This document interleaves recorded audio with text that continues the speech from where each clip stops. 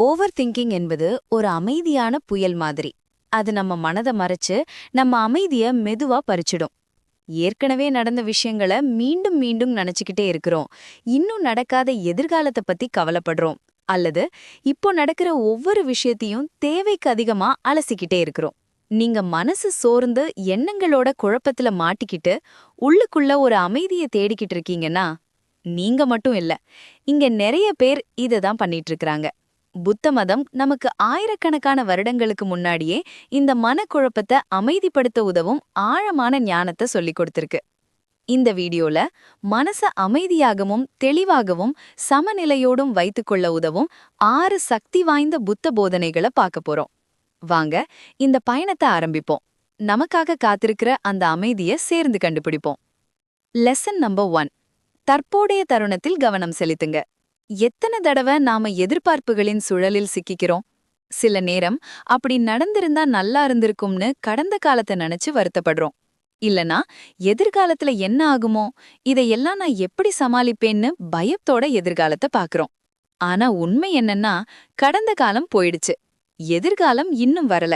புத்தர் சொல்றார், கடந்த காலத்தில் மூழ்காதே, எதிர்காலத்தை கனவாக பார்க்காதே, உன் மனதை இப்போ இருக்கிற தருணத்துல வைத்துக்கொள். இந்த போதனை நமக்கு என்ன சொல்லுதுன்னா, கடந்த காலத்தின் வருத்தத்தையும் எதிர்காலத்தின் கவலையையும் விட்டுட்டு இப்போ இருக்கிற இந்த நிமிஷத்தை முழுசா அனுபவின்னு. நீங்க இப்போ இந்த வார்த்தைகளை கேக்குறீங்கன்னா, இந்த நிமிஷமே உங்க வாழ்க்கை நடக்கிற இடம். இந்த தருணத்தை முழுசா ஏற்றுக்கொண்டா மனசுக்குள்ள ஒரு ஆழமான அமைதியும் தெளிவும் வர ஆரம்பிக்கும். ஓவர் திங்கிங் குறைய ஆரம்பிக்கும். நாம இருக்கிறத மட்டும் இருக்கிற மாதிரி அனுபவிக்க ஆரம்பிப்போம். ஒரு புத்த துறவி தன்னோட சீடனோட ஒரு ஆற்றுக்கரையில நடந்து போனாராம். புத்தர் அமைதியா ஆற்று கடந்தார். ஆனா சீடன் பயந்து நின்னான். இந்த வேகமான நீர் என்ன அடிச்சு போயிடுமோன்னு அவன் கவலைப்பட்டான். அப்ப துறவி சொன்னாராம், பயப்படாதே, ஆறு எப்போதும் ஓடிக்கிட்டேதான் இருக்கும். ஆனா அதை கடக்கணும்னா இந்த தருணத்துல முழுசா இருக்கணும்னு. இந்த கதை நமக்கு சொல்ற பாடம் என்னன்னா, கடந்த காலத்தையும் எதிர்காலத்தையும் பிடிச்சுக்கிட்டா நாம இப்போ வாழ்றதை இழந்துடுறோம். அமைதியோட வாழ்க்கைய கடக்க இந்த தருணத்தை நம்பணும்.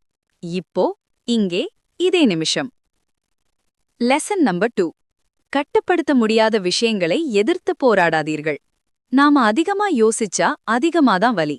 நம்ம மனசுல ஒரே விஷயத்த திரும்ப திரும்ப ஓட்டுறோம். நடக்காமலே போகக்கூடிய விஷயங்களை நினைச்சு கவலைப்படுறோம். நம்ம கட்டுப்பாட்டுக்கு வெளியில இருக்கிற விஷயங்களை பிடிச்சுக்க முயற்சி செய்யறோம். புத்தர் சொன்னார், துன்பம் வெளியில நடக்கிற விஷயங்களால இல்ல, அதை பற்றிய நம்ம பற்றுதலால தான். அதாவது நடக்கிற விஷயம் துன்பம் இல்ல, அதுக்கு நாம கொடுக்கிற அர்த்தமும் எதிர்வினையும் தான் துன்பம். மாற்ற முடியாத விஷயங்களை பத்தி அலசி அலசி யோசிக்கும்போது நாம நம்மளே வலிய கூட்டிக்கிறோம். அதிலிருந்து வெளியே வர முதல் படி என்ன? எல்லாத்தையும் கட்டுப்படுத்த முடியும் என்ற மாயையை விடுவது. சில விஷயங்கள் நம்ம கையில இல்ல, அத ஒத்துக்கிட்டாலே மனசு லேசாகும். ஒரு ஞானி சொன்ன கதை. ஒருத்தன் ஒரு பெரிய பாறைய மலை மேல தள்ளிக்கிட்டே இருந்தானா. எவ்வளவு முயற்சி செய்தாலும் அது நகரவே இல்ல. சோர்ந்து போய் அவன் புலம்பினான். அப்ப ஞானி கேட்டாராம், நகராத ஒன்றை நீ ஏன் தள்ளிக் கொண்டிருக்கிறாய்? விட்டுடு, அப்ப பாதை தெளிவா தெரியும். இந்த கதை நமக்கு சொல்றது, உண்மையை எதிர்த்து போராடுறதால நாம சக்தியை இழக்கிறோம். சில நேரம் அதிக முயற்சி செய்வதில்ல, விட்டு விடுவதுதான் மிகப்பெரிய செயல். விட்டு விடுதல் பலவீனமில்ல, அதுதான் உண்மையான பலம். அதுதான் சுதந்திரம். Lesson number 3.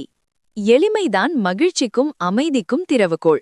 இன்றைய உலகம் முழுக்க குழப்பம், கவனச்சிதறல்கள், எதிர்பார்ப்புகள், பொறுப்புகள், வேலை, உறவு, தோற்றம், எதிர்காலம், எல்லாத்தை பற்றி கவலை. ஆனா புத்த மதம் சொல்ற உண்மை என்னன்னா, எளிமைதான் மகிழ்ச்சியின் வழி. புத்தர் சொன்னார், மகிழ்ச்சிக்கு பாதை கிடையாது, மகிழ்ச்சியே பாதை. அதாவது மகிழ்ச்சி எங்கோ போய் கிடைக்கிறதில்ல, இந்த நிமிஷத்திலேயே இருக்குது. எளிமையா வாழும்போது தேவையில்லாத மனசுமைகள் விலகும், ஓவர் திங்கிங் குறையும். ஜென் துறவிகள் சொல்றாங்க, வாழ்க்கை எவ்வளவு எளிமையோ அவ்வளவு ஆழமானது. அதிகம் தேவையில்லை, வேண்டியது போதும். அமைதியான காலை, ஒரு எளிய உரையாடல், சூரிய ஒளி, காற்றின் சத்தம், இதெல்லாம் தான் உண்மையான செல்வம். குறைவாக வேண்டும்போது மனசு அதிகமா சுவாசிக்கும். Lesson number 4. உங்கள் எண்ணங்கள் உங்களை வரையறுக்காது. எண்ணங்கள் மேகங்கள் மாதிரி வந்து போகும். நீங்க அந்த மேகம் இல்ல, நீங்க அந்த மேகங்களை பார்க்கிற வானம். புத்தர் சொன்னார், எண்ணங்களால் தான் உலகத்தை உருவாக்குகிறோம், எண்ணத்தை பிடிச்சுக்காம விட்டுட்டா அது தானா போயிடும். ஒரு ஆறு ஓடிக்கிட்டு இருக்குது, இலைகள் மிதந்து போகுது. நாம ஒவ்வொரு இலையையும் பிடிக்க முயற்சி செய்றோமா? இல்ல. அதே மாதிரி எண்ணங்களை வரவிடுங்க, போக விடுங்க. அவை உங்க அடையாளமில்லை. Lesson number 5. மைண்ட்ஃபுல்னஸ் பயிற்சி செய்யுங்கள். மூச்சை நங்கூரமாக்குங்க. மனசு ஓடிக்கிட்டே இருக்கும்போது மூச்சு தான் நம்ம நங்கூரம்.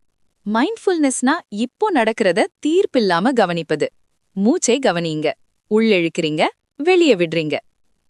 புத்தர் சொன்னார், மனம் அமைதியானால் மூச்சும் அமைதியாகும். ஒவ்வொரு மூச்சும் நம்ம இந்த நிமிஷத்துக்கு திரும்ப கொண்டு வரும். Lesson number 6. நிலையற்ற தன்மையை நம்புங்கள். உங்கள் போராட்டம் கடந்து போகும். எதுவும் நிரந்தரமில்லை, உங்கள் துன்பம் கூட.